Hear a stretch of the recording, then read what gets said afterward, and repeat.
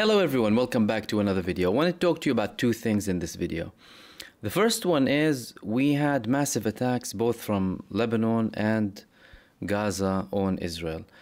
Saraya al-Quds, the armed wing of the PIJ, they targeted an Israeli base and the areas surrounding the Gaza Strip with many rockets, dozens. Then you had Hezbollah from the north attacking two Israeli bases, and again the Northern Air Surveillance Command in Meron Mount. It's not the first time they attacked this base, but whenever they hit it, it's a significant message to Israel, and Israel knows that very well. So the resistance is sending a message to Israel with regards to de-escalating, not de-escalating. So long as your aggression continues and your forces are present and the Palestinian people are suffering, there's still gonna be resistance. There's lots of talk in the background about a deal, cooking, almost done, Rafah, canceling Rafah, peace with Saudi Arabia, and that's the main thing that I want to talk about really, the peace with Saudi Arabia. So Israeli website Makan published an article saying that a private jet belonging to the Mossad, or used by the Mossad to be more specific, and belongs to a private owner, landed in Riyadh, Saudi Arabia. They said, and that was yesterday, today, an Israeli private plane landed in the Saudi capital, Riyadh, which was recently used for the transportation of senior Mossad officials. This comes a day before U.S. Secretary of State Antony Blinken's visit to Riyadh.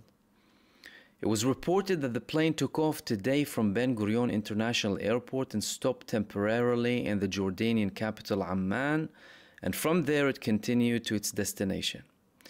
It is likely that senior Israeli officials will be on board for talks about normalization with Saudi Arabia. Well, say that it's the head of Mossad, a senior Israeli official. The heads of the Israeli Mossad and the Shin Bet. Why are you not saying that? Why? Tell us that the Mossad is in Saudi Arabia. They're sitting there meeting with them. They continued, it is noteworthy that the plane belongs to an Israeli businessman and has been used in recent months for official trips by senior Israeli officials in the Mossad and the Shin Bet security service. It was also used by officials within the framework of the talks that took place in Cairo and Doha for the release of the kidnapped people. The Wall Street Journal reported about 2 weeks ago that the administration of the US President Joe Biden is trying to advance a diplomatic deal aimed at pressuring Prime Minister Benjamin Netanyahu to recognize a Palestinian state in exchange for normalizing relations with Saudi Arabia. In the same regard, a source in the Saudi royal family told Khan Channel that the ball is now in Prime Minister Netanyahu's court and he must choose between peace with Saudi Arabia and resolving the Palestinian issue, or continuing the conflict with the Palestinians without peace with Saudi Arabia. So it isn't just the Mossad head, most likely, to say the least, in Saudi Arabia. They're clearly talking with the Israeli media. It's not like they're not talking or that they're hiding it.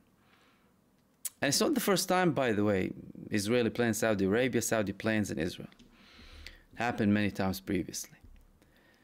But I wanted to highlight one thing that they quoted this Saudi royal saying, particularly resolving the Palestinian issue. The ball in Netanyahu's court, either peace with Saudi Arabia and resolving the Palestinian issue, or continuing the conflict with the Palestinians without peace with Saudi Arabia. What does resolving mean exactly?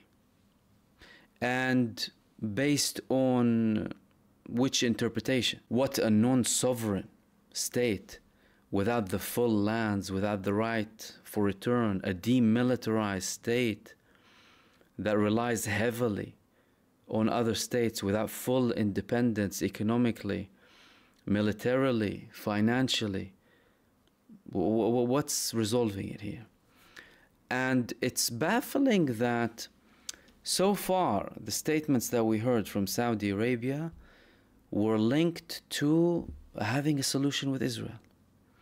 So Israel is committing a genocide in Gaza, and these people, despite all of their power, all of the power that they can use, similarly to other countries, but Saudi Arabia, just let's remember here, there are many steps to be taken apart from military action, by the way, to stop or at least attempt to stop the genocide that's been happening in Gaza. Economic pressure, oil, ambassadors, take them back from the countries that support this genocide. So many things, yet all they're talking about is peace with Israel if you resolve the Palestinian issue. And so far, this resolving side has been very suspicious. And these were the main things that I wanted to talk to you about in this video. And I will see you soon in the next video. Take care.